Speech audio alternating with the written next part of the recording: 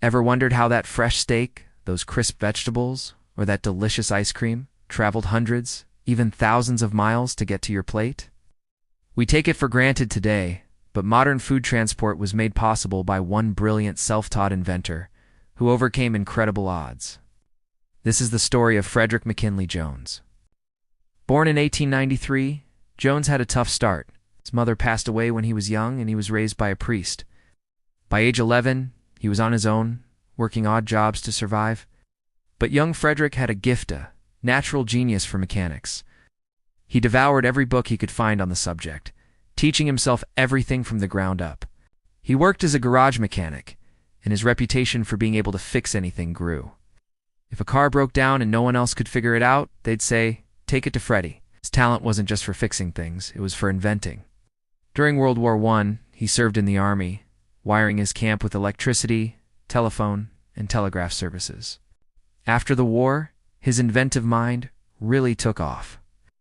He moved into the world of audio and cinema, creating devices that allowed silent film projectors to play movies with sound. He even built one of the first radio transmitters in his town. But his most game-changing invention was yet to come, and it started with a simple bet. The year was 1938. Joseph Numero, a local businessman who owned a trucking company, was in a tough spot. He made a bet with a fellow businessman that he could transport a truckload of fresh chickens from the chili farms of Minnesota all the way to a market in Chicago without them spoiling. In those days, this was a massive gamble. The only method was using tons of ice, which was heavy, messy, and melted quickly, often ruining the cargo. Numero lost the bet. The chickens spoiled. Frustrated, he vented to his friend and colleague, Frederick Jones. As Numero explained the problem, Jones listened intently. He casually remarked, "I can build a machine for that."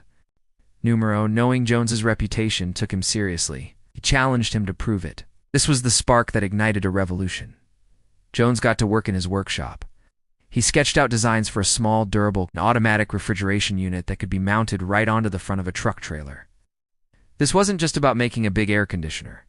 It had to be light enough not to weigh the truck down, strong enough to withstand bumpy roads and constant vibration, and reliable enough to run for days on end. Using scrap parts salvaged from junkyards, Jones built his first prototype. He created a compact compressor system powered by a small 4-cylinder gasoline engine. It had a simple but effective thermostat to automatically turn the system on and off, maintaining a consistent, cool temperature inside the trailer. This was the key, was automated. Drivers no longer had to stop and manually reload ice. The machine did all the work.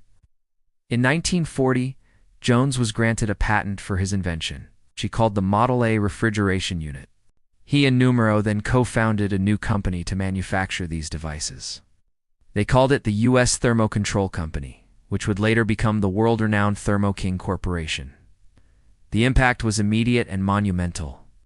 Suddenly, it was possible to transport perishable goods like meat, produce, and dairy over long distances, any time of year. Trucks equipped with Thermo King units became mobile refrigerators, crisscrossing the country.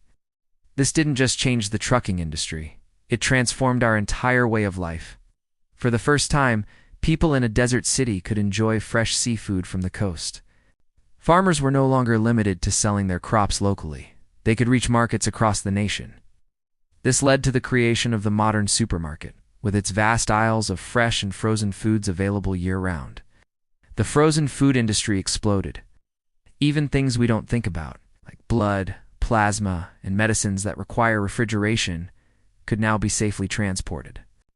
During World War II, Jones's portable refrigeration units were indispensable, used in field hospitals and on transport ships to preserve blood, medicine, and food for the troops.